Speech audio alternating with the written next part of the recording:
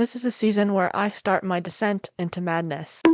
Hello, sheeple. Welcome back to my episode-by-episode recap of 911. If you're new here, stop this video right now and go watch my other video so you can catch up on all the context on what's going on here. You might be able to tell that things look a little bit different. For starters, I got a microphone. Secondly, I made myself a little pointer thing so I can reach over and point things without having to move because I am lazy. And third, you can see the lineup behind me looks a little bit different, but we'll get into that when we get into the episodes. We're on to season 2 of 911, which means it's a normal length season, which means that there's 18 episodes in the season, so this video will be much longer than the last one. I apologize in advance. It also means more editing for me, so yay, but sometimes editing is fun, so it's fine, I guess. With that very short intro out of the way compared to my last video, let's get into a few disclaimers. The first is a content warning. This season handles topics of drug and alcohol addiction, domestic violence, misogyny, and racism. Though they won't be discussed in extreme detail, these topics are important when discussing the plot of the show. So if you're sensitive to these topics, I'm afraid this video might not be for you. This next disclaimer is for the fandom. Hello everyone. Please watch the last video for my full disclaimer on that, but basically the gist is just to be normal, please. I'm going to be more opinionated in this video than the last one, I think, and that is because of an introduction of one character. Therefore, I will be viewing this season with a Buddy lens. So sorry in advance if you don't like Buddy. Please click off now and don't yell at me about why your ship is superior in the comments because I don't want to hear it. I'm not going to be talking about all of their moments because I'm not that crazy, but I will be talking about some of them here and there. So if you hate to see that, please leave now. Thank you. And with that out of the way, let's get to the episode recaps. Season 2, episode 1 is titled Under Pressure. This episode starts with a bunch of different storylines happening at the same time, and literally the only reason why I mention this is because the actor that plays Mateo in Lone Star plays a character in this opening, and in Lone Star they end up making him Mateo's cousin,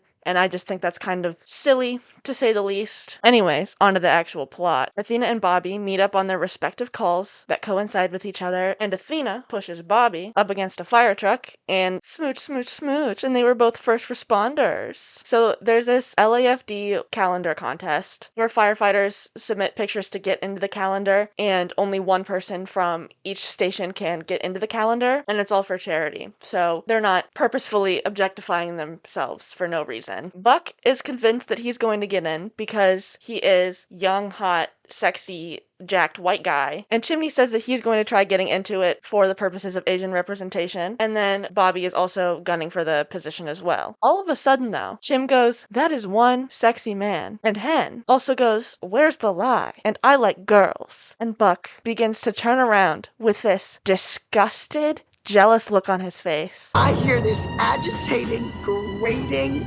voice. And it's definitely not homosexual at all. And he turns around with What a Man by Salt and Peppa playing in the background. And who is it other than Eddie Diaz? Edmundo Eddie Diaz is played by Ryan Guzman. He was an army medic in Afghanistan who also earned a Silver Star during his service. He's now a probationary firefighter at the 118. He's from El Paso, Texas, and he has a son named Christopher Diaz, who is arguably one of my favorite supporting characters because he is an angel. Chris also has cerebral palsy. He uses crutches as a mobility aid. Eddie's wife is currently out of the picture. So after seeing Eddie, Buck goes, "Who the hell is that?" And so Bobby explains who he is, and Bobby just says that he's super great and super cool. Buck totally is not jealous of that in any way. And because everyone thinks Eddie is so cool, Buck gets super jealous about it. Honestly, it's gayer than that one video of Mike Pence on a tractor.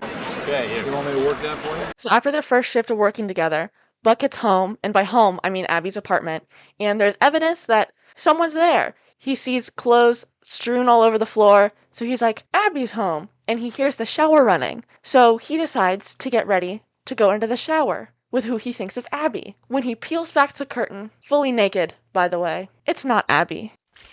It is his sister, Maddie Buckley. That's Mother right there. We call her Mother, literally, because she's done everything. Maddie, like I said, is Buck's sister. Her last name at the moment is actually Kendall because she's married. It's not super important at the moment, but Maddie is about 8 years older than Buck, and she's married to a man named Doug. And she, like Buck, is from Hershey, Pennsylvania, and we'll learn why she's in LA very shortly. How could I have forgotten to mention that Maddie is played by the Jennifer Love Hewitt of Ghost Whisperer fame?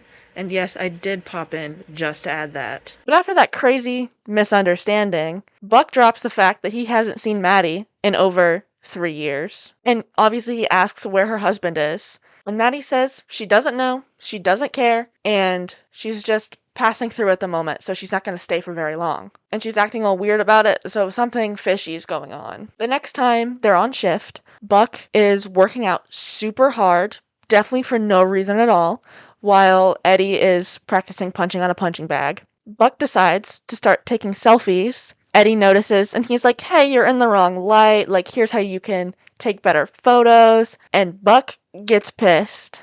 So Eddie asks what his problem is, and Buck goes, you're my problem. Eddie just thinks Buck is misplacing his feelings for Abby because Eddie thinks Abby broke up with him. Buck is like, she didn't break up with me. And Eddie's like, okay, dude, and gives him a look that is not super heterosexual. A little while later, they respond to a call where a man gets a live grenade round stuck in his thigh, and they only realize it's a live round when Eddie notices because since he was in the army, he knows about this sort of stuff. So Eddie volunteers to get it out because he's so cool and hot. So Buck is like, me too, I'll help. And Eddie, because he's super cool and super hot, manages to get the live grenade round out of this guy's leg. And they come out of the ambulance with Buck looking like...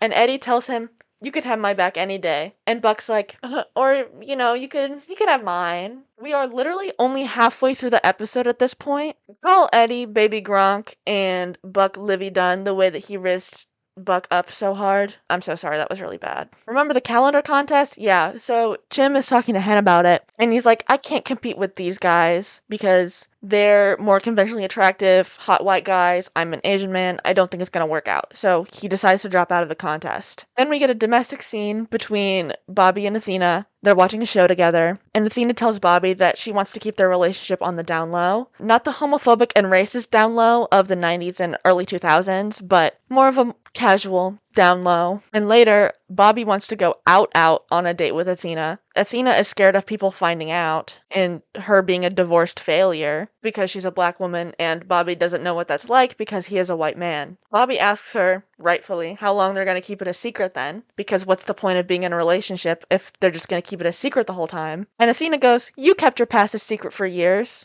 Girl, that's because he killed almost 150 people. You, on the other hand, did not. Honestly, maybe at her job she did, but she did not unintentionally kill 150 people. She continues to say that she's ashamed of Bobby and ashamed of them, and Bobby rightfully tells her to leave because why would you say that to your partner? I know I said in the last video that I kind of like Athena, but the more that I've been rewatching the show, I kind of don't like her anymore. Sometimes she does the right things, but that's because a broken clock is right twice a day. Later, Athena tells Michael that she's been seeing someone in secret, and she doesn't want to be seen as an embarrassment. Michael tells her that embarrassment is the reason why that he never came out, so she should essentially stop being embarrassed and do what makes her happy. So Athena shows up to the 118 and apologizes to Bobby and kisses him in public right in front of my salad. And then Chimney also finds out that he won the calendar contest despite not having entered, so he's obviously super confused. And that's when Hen says that she submitted pictures of him to the contest, even though she was against the whole idea to begin with, because she knew how much it meant to Chim. A bit later, Maddie gets a call from her husband, and she picks up because she doesn't know that it's her husband. The caller ID says it's from her old place of work. And Doug did this by breaking in and calling from her boss's office. And so Maddie is very obviously freaked out about it. And when Buck gets home, Maddie has packed all of her belongings and she says that she's leaving. Buck asks if Maddie's in danger, and she says that when she threatened to leave Doug, he threatened to kill her. Buck says that he's proud of her breaking free, but now is not the time to be alone. Maddie tells him that she misses helping people because she was a nurse, and so Buck gets a really great idea. Do you have any guesses on what he suggests to Maddie that she does for a living? If you said 911 dispatcher, good job. So Maddie becomes a 911 dispatcher. The episode ends with an earthquake, and this earthquake will last for the next 2 episodes because 911 does this thing where they do a big disaster arc for 2 to 3 episodes per season. Episode 2 is entitled 7.1, and it opens with different scenes going on in a hotel, including this one woman who has a dog named Paisley, and the only reason why I mention that is because that is who this channel is named after, is my cat, Paisley.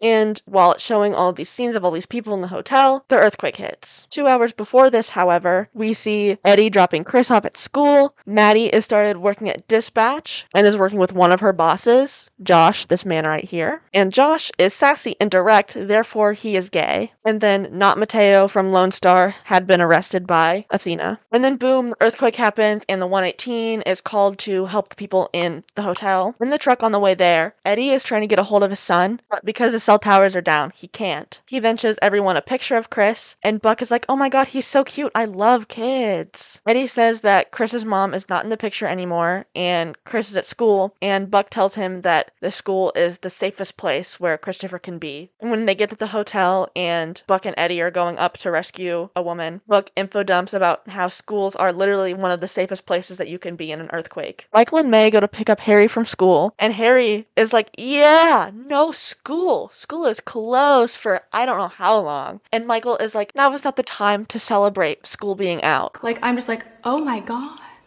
Time and place. Back at the hotel, Bobby, Chim, and Hen are looking under the parking garage for any people, and while Hen is looking for a girl who's missing, she gets separated from Bobby and Chim. Episode 3 is titled Help Is Not Coming, and Hen has seemingly given up in the garage because her radio stops working, so no one knows where she is. So she pulls out her phone and creates a voice memo to Karen in case that she doesn't make it. And she lets Karen know that she fought to come home and she didn't give up. And with that note, she gets up and she tries finding her way out of the garage. Then she encounters that dog that I mentioned a little bit ago. Spoiler, the owner of the dog died. That doesn't matter. But Hen follows the dog because the dog takes her to find the missing girl. The woman that Buck and Eddie are helping down from the tower is named Allie. As they're helping her, Eddie is talking to Buck about Abby.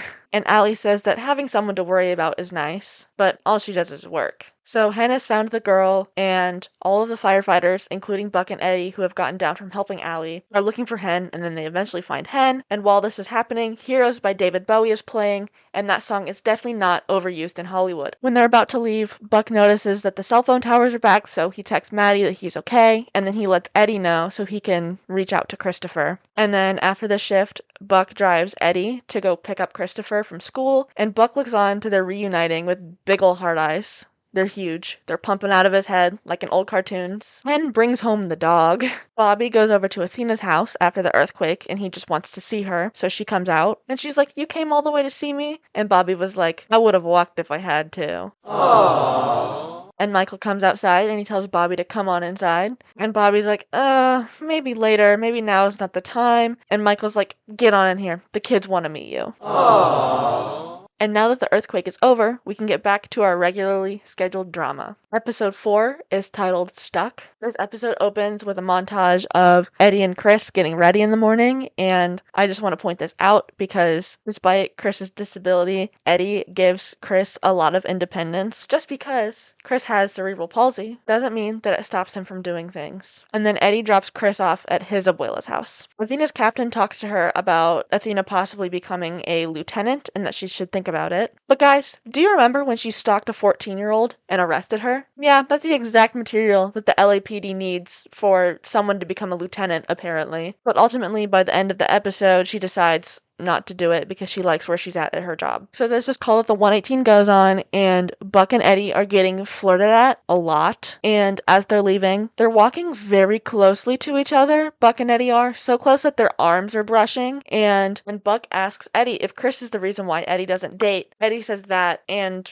they weren't my type, referring to the women at the bar that they were just at. And Buck says, not mine either, not anymore, which could mean nothing. But this is when Eddie gets an urgent call, and so Buck drives him to the hospital, and they learn that Eddie's abuela had fallen and broken her hip. And at the hospital, Eddie's aunt tells him that he cannot leave Christopher with her anymore because of her health. Eddie says that he knows, but the paperwork is so hard to go through to get an aid for Christopher. Keep in mind that Buck is overhearing all of this, okay? So after they leave the hospital, they go back to the station with Christopher, and they're all having a really fun time with him because he's such a cute little kid. Bobby comes up and he's like, oh, what's all this then? Like, pretty jokingly. And Eddie kind of freaks out a little bit and he's like, oh my god, I'm so sorry, blah, blah, blah. Bobby's like, it's fine. Buck let me know that this was going to happen. It's okay that he's here right now. And then after the shift, Buck gets home and he's telling Maddie about how much Eddie loves his kid and just wants the best for him. And Maddie, like the big sister she is, asks, does this boy crush on Eddie mean that you're ready to move on from Abby? But then Maddie tells Buck that she's found an apartment so she doesn't have to live in his space anymore. Jim was at the hospital for a checkup because remember, he had rebar sticking through his head. Remember all that? He had rebar through his skull and his bones and his skin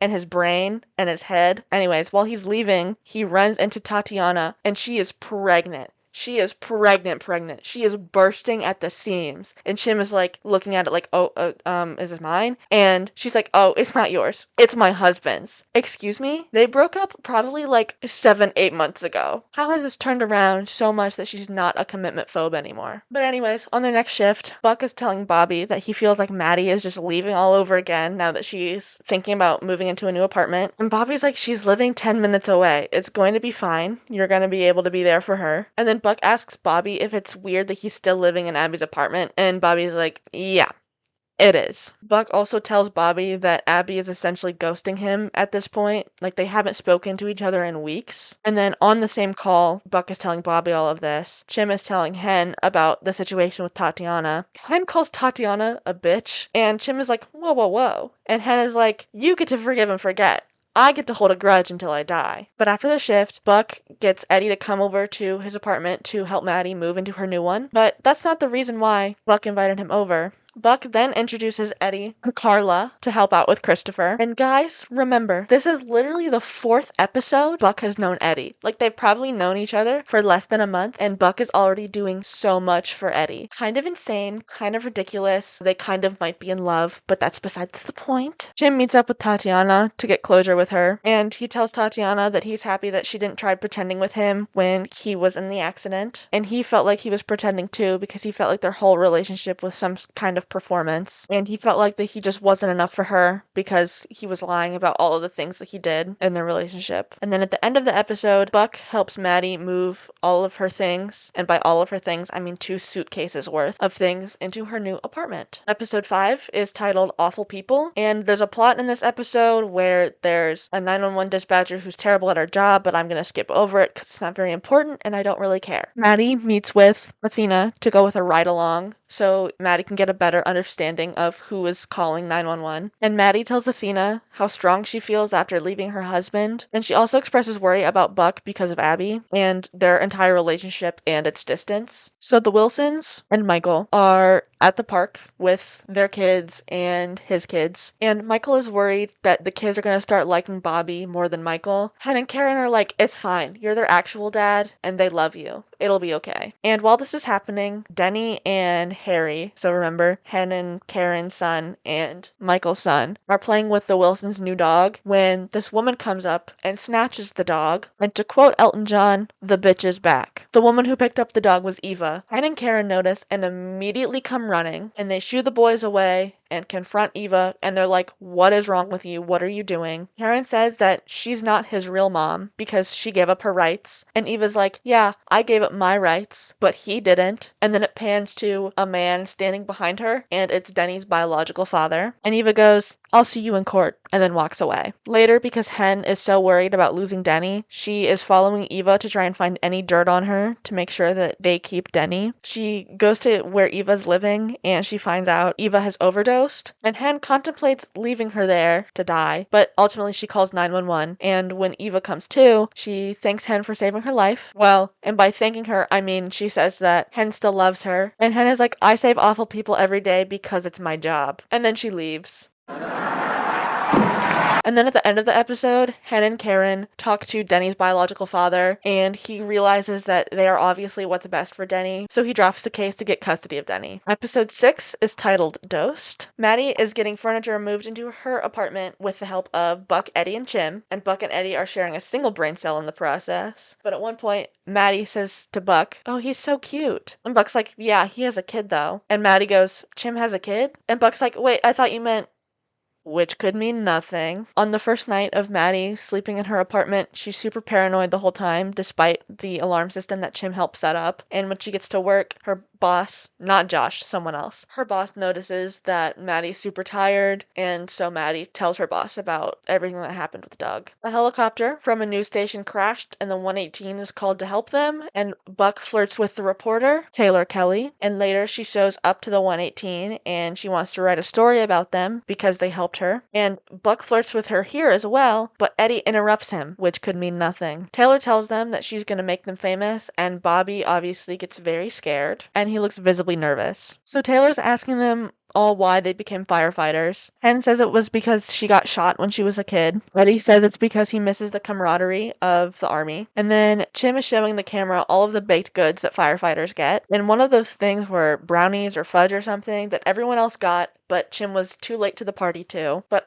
it turns out they were laced. But they don't know that yet until they go on a call without Bobby because it's a simple medical call. And they get there and everyone's acting really weird except for Chim. Athena's also there because it was an assault. And Chim is like, oh my god, they were laced. And Athena's like, you eat the stuff that the public gives you? We just throw it all away. And Chim says, we're firefighters. Everyone loves us.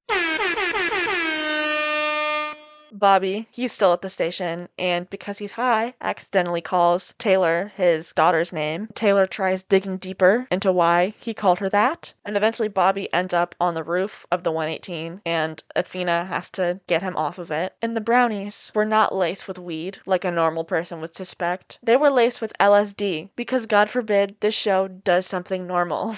Bobby, once he's sober, tells Athena he feels like a failure, not because he got high, but because he wants to get high again. Taylor's story airs on TV, and it's pretty much a puff piece of the 118, and Buck is like, it must be because Taylor likes me. So he confronts her about it, and she's like, oh no, actually I was going to write it about how you guys were all drugged, but the higher-ups nixed it, so it had to turn into a puff piece. So remember this, folks. Taylor puts her work before anything else, which is not a bad thing. It's just a part of her character that people seem to forget. But she's a girl bossing queen. Chimney shows up to Maddie's apartment and he's like, I saw this and I thought of you. And it's a DVD. And so Maddie invites him in and they have a little movie date kind of thing, but it's not actually a date, guys. It's not a date. And then Bobby is at the Grant household taking pictures of May for her homecoming, and Michael suggests that Bobby gets in the pictures as well. And it's just a nice little moment that shows that Michael does not see Bobby as a threat. Remember, Michael does not see Bobby as a threat, and this definitely will not get brought up later. Episode 7 is entitled Haunted. Hen's father, who she hasn't seen since she was 9, is in a coma, and she is the power of attorney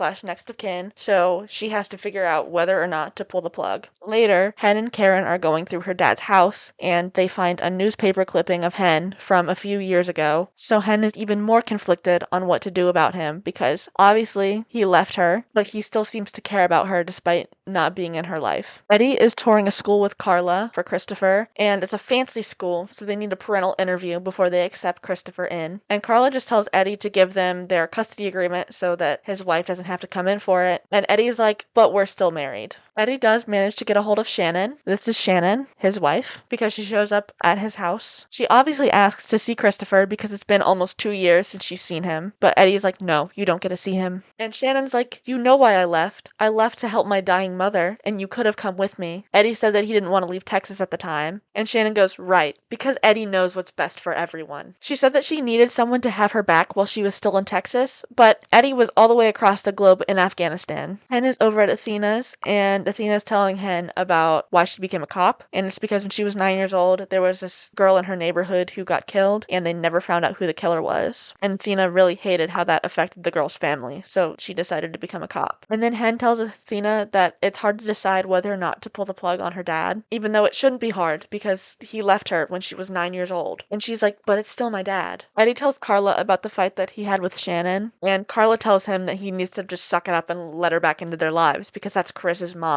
Shannon does end up going to the school to interview for Christopher, and Eddie finds her in the parking lot and tells her that he understands why she left, but he thought that she would at least come back at some point. Shannon said that the longer that she was gone, the harder it was for her to come back. Shannon also expressed guilt for Chris having cerebral palsy, even though she knows it's not her fault. She can't help but think that it is. Eddie tells her that Chris misses her, and he misses her too, and then they kiss. The 118 later responds to a call where a police horse has to get put down because it got injured. And it's a direct mirror to Hen and her father because she can't bring herself to put down the horse. And if I had a nickel for every time one of Hen's family members was compared to an animal, I'd have 2 nickels, which isn't a lot, but it's kind of racist that it happened twice. Afterwards, Hen goes to the hospital and she's talking to her dad on the crazy off chance that he's able to hear her. And she forgives him for leaving them, so she's able to let him go. And then that's when she signs the papers for the hospital to pull him off of life support. Buck tells Carla he hasn't spoken to Abby in weeks. Carla says that Abby still cares about him, but she's not ready to come home yet. At least not the home Buck thinks is Abby's home. But it's kind of crazy for her to say that Abby still cares, because how can Abby still care if they haven't spoken in weeks? Weeks, people. They have not spoken in weeks. And she still cares about Buck? I'm sorry. That doesn't make any sense to me. But then Buck says that he realizes that he should have moved on a long time ago. And the episode ends with a Buck voiceover, and the voiceover is a letter Buck wrote to Abby that he left in her apartment. And he says that he can't wait for her anymore, but he will always still love her for making him the man that he is today. Episode 8 is titled Buck Actually. So Chim and Buck go to a bar now that Buck is newly single, and also Buck is living with Chim now. Buck tells Chim that he doesn't want to revert back to Buck 1.0, and Chim is kind of distracted because he's texting someone. And who does that someone end up being? That's right, it's Maddie. Maddie also shows up to the bar. And Buck is super confused because it's very clear that Maddie and Chim are really good friends now, and they even go and do karaoke with each other. And Buck is just kind of sick of it, so he goes to a different part of the bar, and he gets sent a drink by none other than Taylor Kelly. He tells her that he wants to dip his toe back in the dating scene, and then they toast to restraint because Buck doesn't want to revert back to Buck 1.0, as if I didn't just say that already. And then hard cut to them making out in the bathroom, and it's insinuated that they hook up in the bathroom at the bar. Athena and Bobby are making dinner because they're going to be meeting Michael's boyfriend, Glenn, for the first time, and they'll be meeting him with their kids, and Athena is not looking forward to it. However, when they do get to the dinner, they're talking about a call that they went on earlier in the episode, and they're all arguing about whether or not this woman should have gotten all of the charges that she was given, and everyone thinks that the charges that she was given should have been lessened because it wasn't that crazy of a thing that she did. It was kind of crazy, but like no one died, so it was fine. And of course, because Athena is a woman of the law, she thinks that that woman should receive all of the punishment and all of the charges that were put against her. But not everyone is against Athena. No, Glenn is also a bootlicker as well, so Athena likes Glenn. Buck expresses some regret to Bobby about sleeping with Taylor, and Bobby's like, well, you have been single for months already. And Buck is like, why does everyone keep saying that? As if he hasn't spoken to his previous girlfriend in weeks, and she was gone for months in another country. Buck meets up with Taylor in a parking lot and he apologizes for behaving like a pig. And Taylor's like, I'm a grown woman. I can make my choices about who and who I don't have sex with. Buck is about to leave because she's still in the job when she has this brilliant idea for them to hook up in the news van. And in the middle of them hooking up, her phone goes off because there's a story that seems interesting to cover. So then she leaves him because her job is more important to her than relationships. Remember that, people. So, because of this, she blue balls him and she leaves. Just because she thinks her job is more important than relationships does not mean that I don't like her. It is not a bad thing. It's just who she is as a character. Back at the Chimney Buck apartment, Maddie comes over and Buck is still baffled by their relationship because apparently they have a tradition every Friday where they just order a bunch of takeout and they eat from it like a buffet. They call it Buff Fridays. Chim is making fun of Buck about the Taylor situation. Chim is like, it sounds like you're dating yourself. And Buck is like, yeah, okay, well, you two are dating, actually. And Chim and Maddie are like, what? We're not dating. And it's like my brother in Christ. You guys finish each other's sentences as if you were dating. And then Buck gets a call about meeting up with someone to go get coffee, but he declines and makes some really stupid excuse to not do it. And 118 then respond to a call where one of the husbands of an old gay couple gets crushed by their car, and he gets pinned between the car and the gate of their driveway. And as they're tending to him, Buck is listening to the other husband talk about their relationship, and Buck says that he wishes to find something that good. And this man tells Buck, you don't find it, son, you make it. This is literally Buck and Eddie to a T, but God forbid they let these two men kiss on screen. Chim shows up to dispatch to talk to Maddie because they haven't really spoken since Buck insinuated that they were dating. Maddie says that she's a mess and she doesn't think Chim would want to take that on. And Chim assures her that her life before LA could never scare him away. Maddie says that she'll take him up on that someday. And then Chim says that his calendar is wide open. Aww. When that call Buck got, thought it was Taylor Kelly.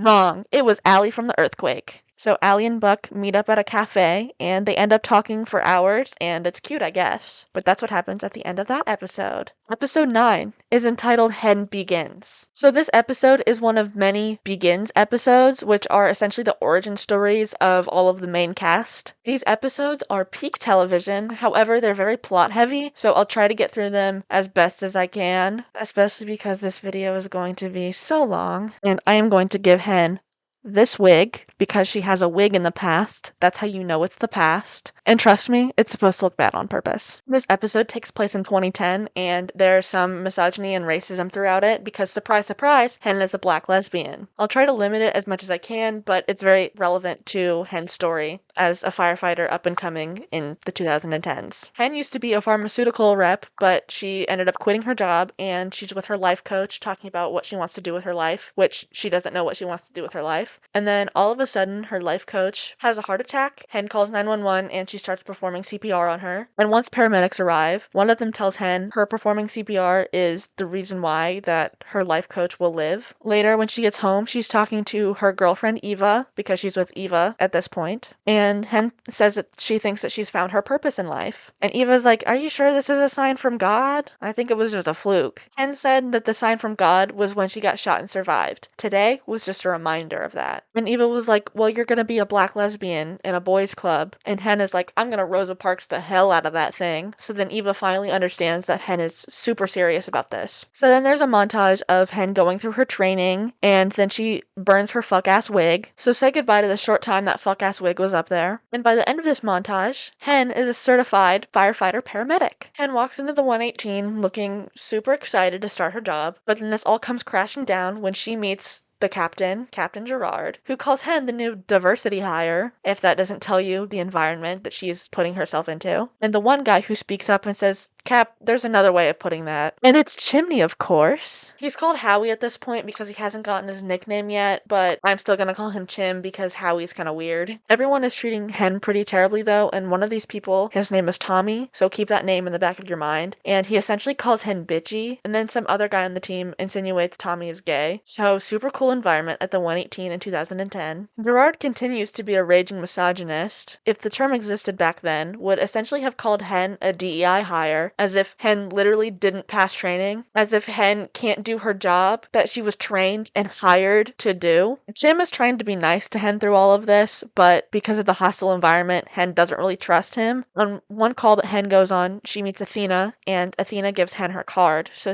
that she can call her outside of work and they can meet up. And at this point, Athena is a regular officer. She's not a sergeant yet. And then after that same call, Gerard threatened to fire Hen because she obeyed his orders, even though what she did could have saved the person that they were trying to save. However, she didn't live regardless. After that, Hen meets up with Athena and some of her friends. They have empowering conversations. And after their empowering conversations, Hen goes back to work and she gets the attention of everyone. And she goes to this long speech about how they better get used to her because she's not going anywhere. And then Gerard gives her a very sarcastic, slow pity clap. Right after that, they go out on another call where they're responding to a car crash, and Hen finds evidence that there was another car in the area that contributed to the crash, but Gerard is like, "No, you stay here and you work here on this car." Hen still really wants to go out to that other car, and Chim is like, "If you do that, you're gonna lose your job." And Hen's like, "If I don't do it, then why do I have this job?" And then Chim ends up following her anyway. Surprise, surprise, there is actually another car, and Hen managed to save a boy from drowning, and she starts to cry because she's so overwhelmed. Jim asks her if the crying is going to become a regular thing because he's going to start crying too, and he says that Hen cannot tell the other guys about it. So it's a cute little bonding moment between the two of them, and they become friends after this. The next time they're on shift, Hen gets to work and she's wanted in Gerard's office, and she's convinced that she's going to get fired, but when she gets in there, she finds out that Gerard was the one that was fired, actually, and so they have an interim captain at the time being, and it's not Bobby, if you were wondering. And the reason why Gerard's not there anymore is because several members of the 118 filed complaints against him. That is how Hen Begins ends. The last episode in the first half of the season is episode 10, and it's titled Merry Xmas. Buck is a total menace in Chim's apartment, so he kicks him out and makes Buck live with Maddie, which Maddie completely expected. Athena tells Bobby that she's ready for him to move in, and Bobby is a bit apprehensive about it, but Athena just wants to know if he's ready for the next step in their relationship. Athena tells Michael about the whole Bobby moving in situation, and Michael says that if it's meant to be, Bobby will find his way home, because home isn't a place, it's a people. Eddie and Shannon try working things out with each other, but it devolves into sex every single time. And this one time that it does, Chris gets back from Christmas shopping with Eddie's abuela, and Eddie forces Shannon to leave because he's like, now is not the time. So he makes Shannon sneak out of his own house to avoid seeing their son. So naturally, later Shannon shows up at the 118 to talk to Eddie, so they don't have sex this time. And she asks him when he'll be able to forgive her after what happened, so that she can see Chris again. Eddie says that he can forgive her, he just doesn't know if he can trust her again. Which is fair, but also, he left his son first. Like, he left Chris with Shannon first. He left Shannon all alone first, and then the roles reversed, and somehow it's different this time. Anna's about to leave the station when she sees Bobby sitting in the locker room, kind of weird, and so she asks what's happening, and Bobby gives her the rundown about Athena, and he doesn't know where to go, because if he goes to Athena's, then she'll expect an answer, and if he doesn't show up, that's an answer in and of itself. But Hen tells him that they deserve to be happy, and if he can't see a future with her, then they shouldn't continue with their relationship. Buck and Chim go Christmas tree shopping, because according to him, Christmas is Maddie's favorite holiday, and Chim also wants to apologize to Maddie for dumping Buck on her. So at one point,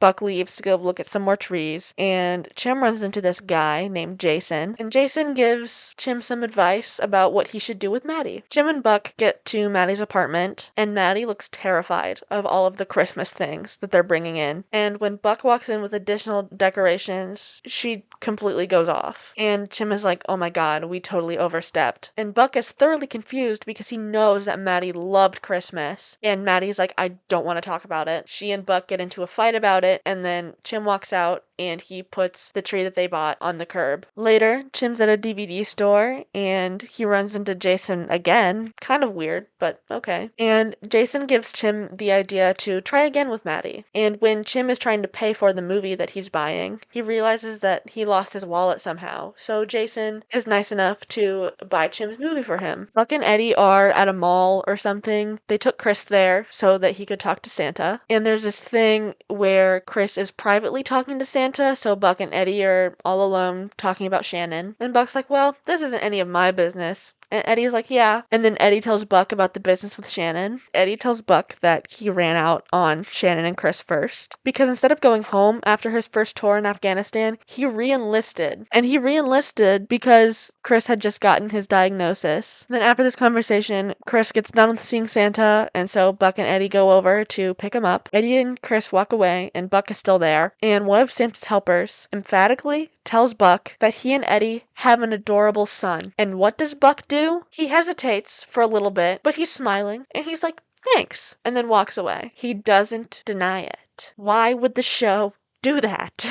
But when Eddie and Chris get home, Chris tells Eddie he had asked Santa for Eddie to come home one year, and Eddie came home. And then Chris tells Eddie that he asked Santa for his mom to come home that Christmas. Bobby goes over to Athena's house, and Athena apologizes for springing the idea of moving in with her onto him. And Bobby's like, oh, I have a present for you, actually. And then he gets down on one knee, and he proposes to her, and she says yes. It's a Christmas miracle. And then on Christmas, Chris goes outside, Shannon is there, and Chris says, I knew Santa could do it again. And it's super cute. After almost 2 years of not seeing each other, they're reunited again. Grant household for Christmas. It's all of her family, Bobby obviously, the Wilsons, Buck is there as well. And when he gets there, he's not with Maddie, and so Athena's like, where's Maddie? And Buck says she needed a different kind of Christmas this year. And then it cuts to Chim showing up at Maddie's apartment with a movie and some takeout, and he did this to apologize for the incident with the Christmas decorations. And then Maddie apologizes for her reaction and then shows him that she did decorate for Christmas. She tells him that she changed her mind because she didn't want Doug to take another thing away from her. And then we get a flashback to the last Christmas that Maddie had with Doug, and he had clearly gotten physical with her and the objects around them. And then they reveal who Doug is. This is Doug. Doug is also Jason, the man that Chimney met a few times, oddly coincidentally. And then the episode ends with Doug outside of Maddie's apartment complex, and we see him with Chim's wallet. He stalked Chim to find Maddie. So now we're on to the latter half of the season. Episode 11 is titled New Beginnings. Plotline with Athena and Bobby. This episode is kind of boring, so I'll just sum it up right now. Athena's parents come to visit, and Athena's mom is highly critical of Bobby and just Athena's life in general. She also criticizes Athena for running away from her and everything else, and Athena says that she's actually running towards everything, including Bobby. Her mom says that she's making a mistake, and if her life falls apart again, she won't be able to put it back together like she did with Michael. Buck and Maddie are at a gym. Maddie is practicing sparring with Buck, and she says that she's not doing it for Doug because she's not doing anything for Doug anymore. Buck says that he and Allie are taking their relationship slow and that she's on a business trip right now, but even though they're not seeing each other super often, they're actually dating. Unlike Maddie and Chim. Chim is at a bar and he's playing pool and he's talking about his situation with Maddie to, you guessed it, Doug, because they're friends now. And Doug says that maybe Chim should take the hint. And we also learn that they became friends because Jason/Doug found Chimney's wallet, and so he returned it to him, and then they just struck up a friendship from there. Anyways, Maddie shows up to the 118 and she shows Chim that she's going to be divorcing Doug, and Chim asks if she's ready for that because Doug will then know where Maddie is, as if he didn't already. And then he also says that he's there for Maddie. Maddie says that she remembers when Chim said that his calendar was wide open, so she gives him a date and a time, and then kisses him on the cheek before she leaves. And then behind them, everyone in the 118 is cheering them on. Chim calls Doug/Jason, whatever, to cancel their plans because he finally scored a date with Maddie. Doug says, no worries. We'll probably be seeing each other very soon. Maddie is getting all ready for her date with Chim when her lawyer calls her and says that they can't find Doug to serve him the papers for their divorce. At the same time,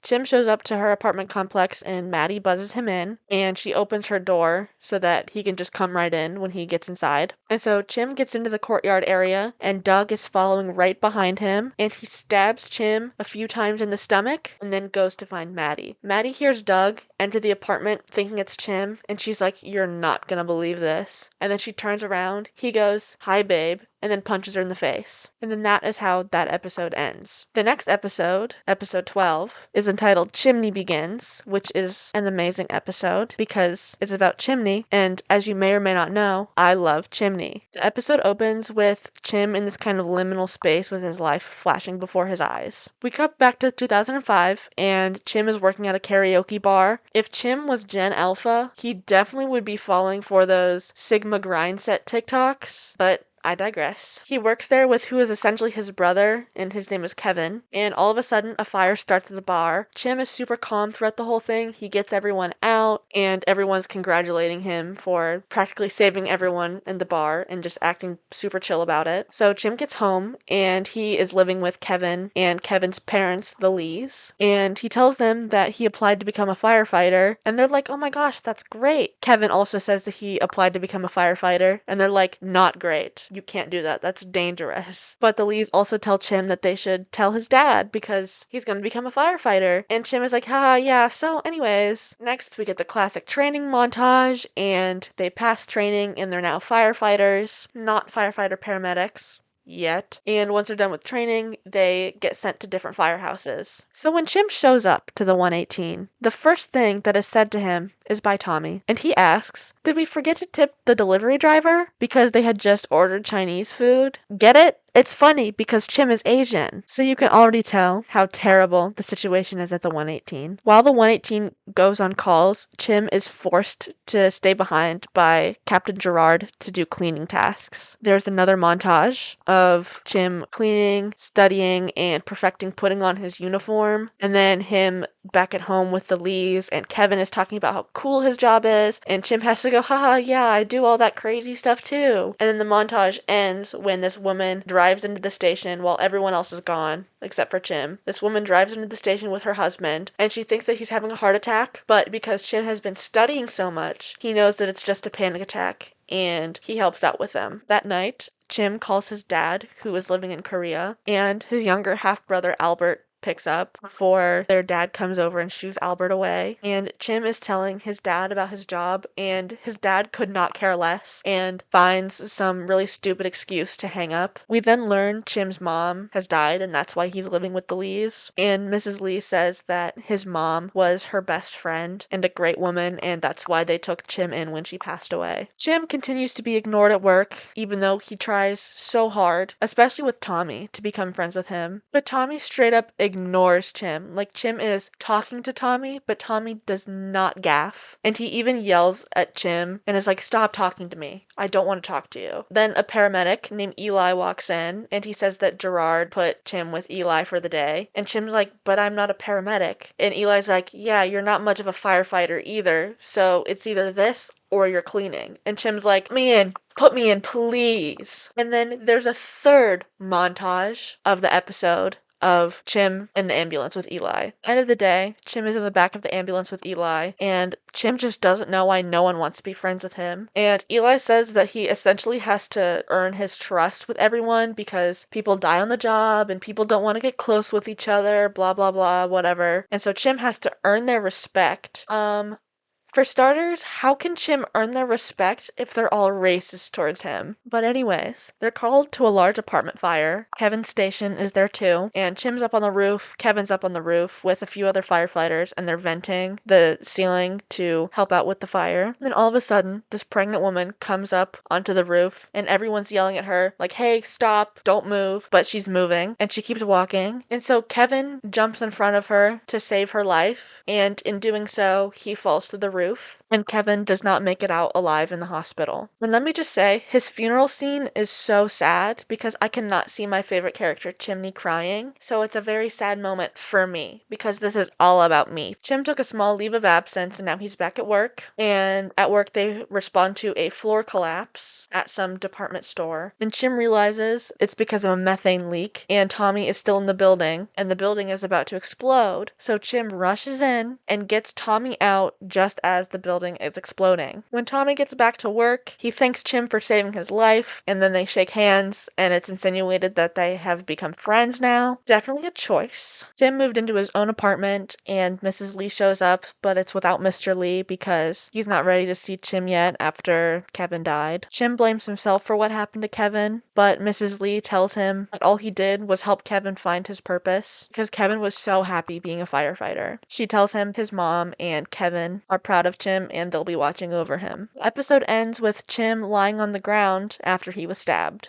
Episode 13 is titled Fight or Flight. The episode opens with Buck finding Chim. Chim is muttering, Jason took her, Jason took her. And then that's when we get a flashback of an abusive moment in Maddie and Doug's relationship. Back in the present, Doug has kidnapped Maddie and they are driving in a car. And Doug tells Maddie that he wishes that he didn't have to kill Chim because he was friends with Chim and there's no coming back for either of them after that. No, Doug, there's no coming back for you after that. Back at the apartment complex, the detective doesn't believe that Doug was the one that took Maddie because Chim kept saying that it was Jason, but Buck knows that it was Doug. So he manages to steal Chim's phone from the crime scene, and when he gets to the hospital, he opens it up with Chim's thumbprint after he gets to the hospital with Bobby. Athena shows up to the hospital and tells Buck the detective didn't think that Buck was stupid enough to steal Chim's phone from the crime scene, and then she goes, but you don't know Buck. So Buck gets put into hospital jail for breaking the chain of custody on the phone, and Eddie goes to sit with Buck,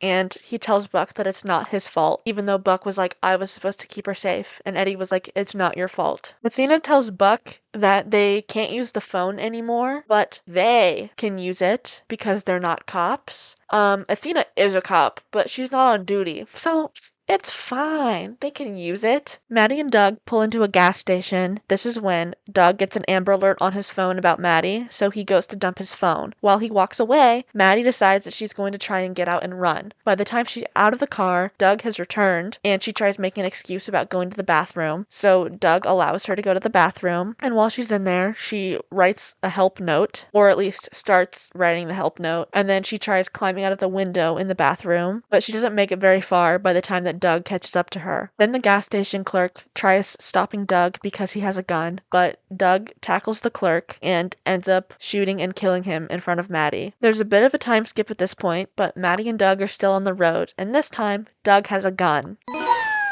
Maddie suggests that they get off of the road that they're on because eventually they'll be found. And so she suggests that they go to Big Bear Lake because it's around like February or April, so it's kind of cold, so no one's really going to be there. Back at the hospital, Chim wakes up and he asks where Maddie is. This is when Maddie and Doug get to a cabin in the woods, and Doug says they can start over as new people, and this is when Maddie is able to get a poker from the fireplace. She hits Doug with it, and she runs out of the cabin, and Doug is running behind her, trying to shoot at her. While this is happening, Buck, Athena, and a detective, even though technically he shouldn't even be there because they broke the chain of custody with the phone. Anyways, they're all there in the general area where Maddie and Doug are. I'm not going to explain how they got there. It'll take too long. And this video is already long enough. Eventually, Maddie and Doug start wrestling each other. He's able to stab her a couple of times, and then she manages to get a hold of his knife. She makes the final blows into Doug, and he dies on top of her. Maddie starts to close her eyes, and she's bleeding out. And then there's a flashback of Doug telling Maddie that dying together is how their story ends. So she, in the present, opens her eyes and gets up and fights her way back. Buck finds blood in the snow, and he starts following it to find Maddie. Maddie's vision is blurry, but she's able to see Buck, and he's also yelling for her. They embrace, and she tells him that she didn't give up, and then I start crying because she didn't give up. Buck is riding in the ambulance with her back to the hospital, and Buck tells Maddie that Chim is going to be so happy to see her, and then she's like, Chimney's alive, because she was for sure that Doug had killed him. And then I start crying because she thought that he was dead this whole time. Then at the end of the episode, Chimney really wants to leave the hospital, and there's a nurse that tells him that he has a friend that can distract him, and then that's when they wheel Maddie in. She gets up to sit on his bed, and they both talk about how they thought the other was dead, and then Chim says, "You're okay," and then Maddie says, "We're okay," and then they kiss, and then I cry. Episode 14 is titled Broken. There's a plotline in this episode where Michael gets mad at Bobby because Harry seems to like Bobby more than Michael, and it's like, I thought we've been through this, so I'm not gonna recap it because it's really stupid. Like,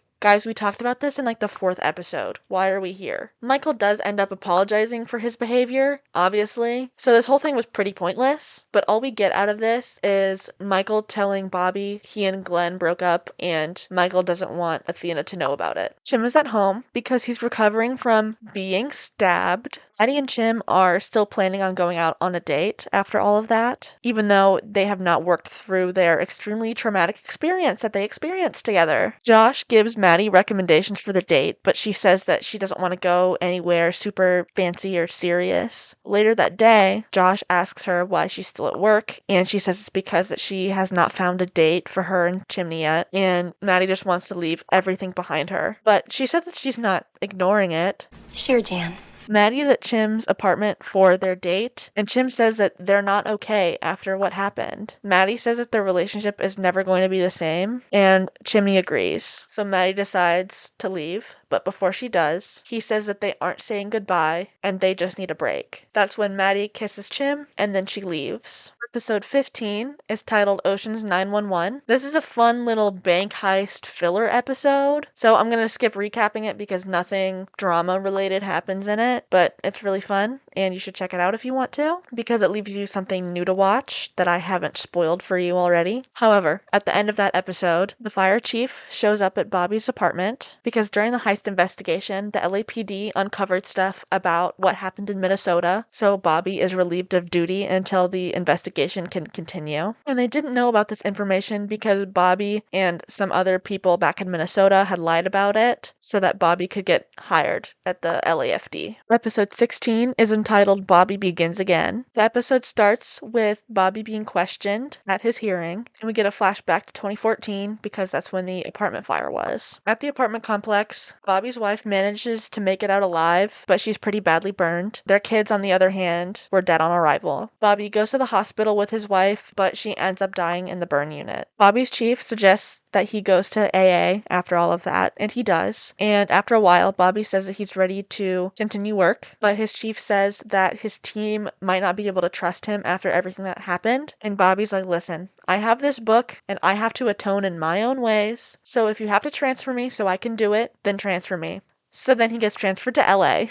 At the 118, the crew is betting on how long Bobby will last because they've had 6 interim captains in the 2 years that Gerard has been gone. And Bobby comes out of hiding and he bets that he'll last longer than someone else on the team. And then what follows is a montage of Bobby being capital C confused about LA and its weirdness. One of these things is them responding to a man who was attacked by a cockfighting rooster, and this is how Bobby meets Athena. After his first shift back, Bobby relapses because he says he doesn't deserve to have a good day after what happened to his family. Later, the 118 responds to a restaurant fire. It's just the owner and the owner's son inside. Bobby gets the owner out, and an old member of the 118 gets the son out, and Bobby promises the kid his dad is going to be okay. When they get back, Bobby practically fires the firefighter that got the son out because he disobeyed Bobby's orders, but he didn't actually get fired, he just got transferred. Hen invites Bobby out for drinks with her, Chim, and Tommy. While they're out for drinks, they start sharing the scars that they've gotten on the job. Bobby is showing off a scar that he got at an electrical fire when all of a sudden he gets really weird and then he leaves. This is because he goes to the restaurant where he's kind of investigating in all of the rubble, and Athena also shows up to investigate as well. They figure out the fire was started from arson because the dad wanted to get insurance money because the restaurant wasn't doing very well and he wanted to support his family. When the dad is let out of the hospital, Athena and Bobby are there to arrest him, and the dad admits to setting the fire in front of his family. This is when his kid gets mad at Bobby because Bobby had promised that everything was going to be okay and that Bobby is supposed to save people, but he didn't save his dad. And then Tommy transfers from the 118 to the 217, and Buck takes Tommy's place. We learn that St. Paul whitewashed Bobby's files so he was able to get the job in LA,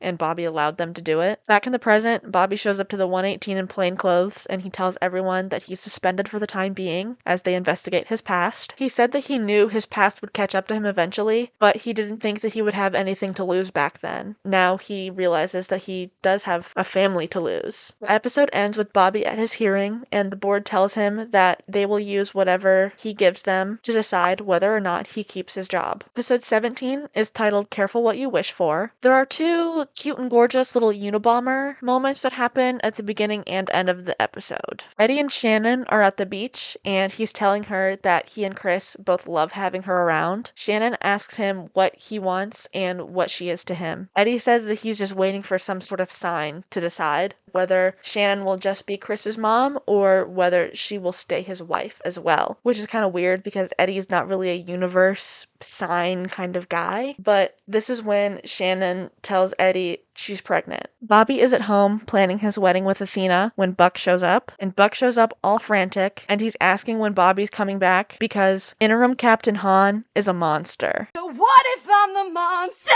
Hen also tells Bobby how responsible Chim is freaking her out. Eddie also goes to Bobby's apartment to complain about Chim, but he also talks about his situation with Shannon, and he also implies that his marriage to Shannon was a shotgun wedding. Chim also shows up to Bobby's apartment, and he's like, they all hate me. Anyways, Maddie tells Josh that she doesn't know what to do now that Doug is dead. She ends up telling her boss, not Josh, different boss. She set up a job interview because she wants to be the person that helps people on the front lines again as a nurse, because she doesn't want to just pass off the work to someone else as a dispatcher. But later though, Josh invites Maddie to lunch at a restaurant. Practically everyone there is someone that Maddie has helped as a dispatcher. Josh tells Maddie that her voice is the voice of hope. This convinces Maddie to stay as a 911 dispatcher. Eddie and Shannon go out for dinner one night at a nice restaurant. Eddie gives her her this little romantic speech, and he says that he loves her and he wants them to be a family again after she has said that she's pregnant, and he was like, that was the sign that I needed. And then Shannon's like, actually I'm not pregnant, I was just late. And then Shannon also tells Eddie that she had written Chris a letter that she had never sent about why that she left the first time, and she never wants to send it to him. She says that she wants to stay in Chris's life this time, but she cannot do that as Eddie's wife. So she says that she wants a divorce. Soon after, the 118 responds to a car accident where a woman hit a pedestrian. Eddie realizes that that pedestrian was Shannon. He rushes over to her and realizes that the injuries are pretty bad. On the way to the hospital, Shannon apologizes for leaving them again, and then they both tell each other that they love each other, and then she flatlines. There's a voiceover of Shannon reading her goodbye letter to Chris, and Eddie is reading this letter on a beach, and he's crying about it. But simply, baby girls like Eddie are too pretty to cry. On a lighter note, Chim and Hen have a cute little besties for the resties moment at the end of the episode. Episode 18 is titled The Life We Chose, and it is the finale of season 2. There's this crazy bomb panic in LA because of the Unabomber-like attacks happening. Eddie's having a backyard barbecue the day after Shannon's funeral, and his parents want him and Christopher to go back to Texas with them because that's where family is. His aunt and abuela are like, we're literally right here. Eddie says being with him is what's best for Christopher, so they're gonna stay in LA. Buck is looking at apartments with Allie. They're not moving in together, but she's looking with him because he takes business trips all the time, so she'd like to stay at an apartment rather than a hotel. There's this call that they respond to where this girl is live on Instagram, and the only reason why I am going to talk about it is because when Buck and Eddie are there, one of the live comments said something like, they look so cute together, and I'm like, why is the show putting that in there? Why are they doing that, if not buddy canon? Anyways, there's a suspicious package that's left on Athena's stoop, and they call the bomb squad, and surprise, surprise, there was a bomb in there. Detectives pieced together the bombing had to do with the restaurant that caught on fire years prior, because the owner of the restaurant recently died in prison due to cancer. So they figured that it has to be his kid that's doing this, because of the people that he's targeting. The bomb squad searched Bobby's apartment because of his involvement in the case, but Bobby's like, you're looking at the wrong house. And then it cuts to the 118 responding to a call. Bobby's trying to get a hold of them, but the ladder truck ends up blowing up and Buck's leg gets crushed under the truck. Someone walks up to Buck and says, you're new, and then it pans over and this person is wearing a bomb on their vest, and surprise, surprise, it's the kid from 3 years ago. The kid asks for the captain, and obviously Chim comes out because he's the interim captain, but it's not the person that the kid wants. Bobby is there though, just as a civilian, and so he steps out to try to defuse the situation. No pun intended. He tells the kid that they were all just doing their jobs. The hostage negotiators send out the kid's mom, and then Bobby, because he's insane, decides to tackle the kid and is able to disarm him, and they capture him and they prevent the vest from going off. And now the 118 is finally able to safely attend to Buck, so that's what they do. They're trying to lift the truck off of him, but obviously it's way too heavy, so all of the civilians around, they run out and then they help lift the truck off of Buck and they pull Buck out. Is it pretty unrealistic? Yeah, it is, but it's a nice moment of community, especially in a city like LA. Later, Buck wakes up in the hospital and he's freaking out about his leg. Carla is there, and she said that the doctor said that Buck will be able to walk again, but the doctor doesn't know if Buck will be able to return to work. Once he's out of the hospital, Allie helps Buck into his new apartment, aka the loft, which the fandom hates for some reason now. I really don't know why, but anyways. Allie tells Buck how serious that he takes his job, and she's just now realizing this. And she recognizes how dangerous it is, and she knows that this is who Buck is as a person, but she's not sure it's who she is. So then they break up. Eddie gets to the firehouse, and Bobby is back at work. He got reinstated after tackling that kid. Hen says, things are finally getting back to normal. And then Eddie has this look on his face that says things are not getting back to normal. And he goes, almost. And then it cuts to a scene with Buck. So, just saying. Karen has suggested to Hen that they expand their family, and so Hen agrees. Maddie shows up to the station to talk to Chim. She says that he was right about things never getting back to normal after what happened to them. And she says, but maybe they can have something different. And then they kiss. Yippee!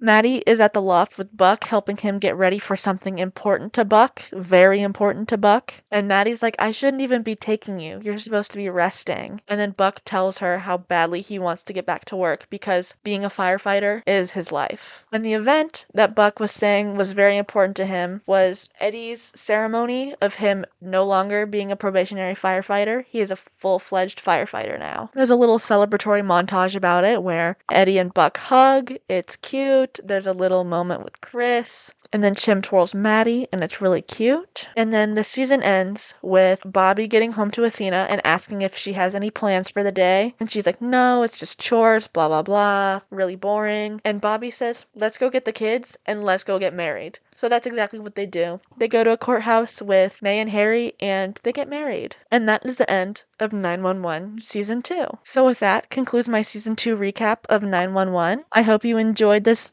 long video. And if you did, leave a like. Subscribe, perhaps? That'd be pretty sick.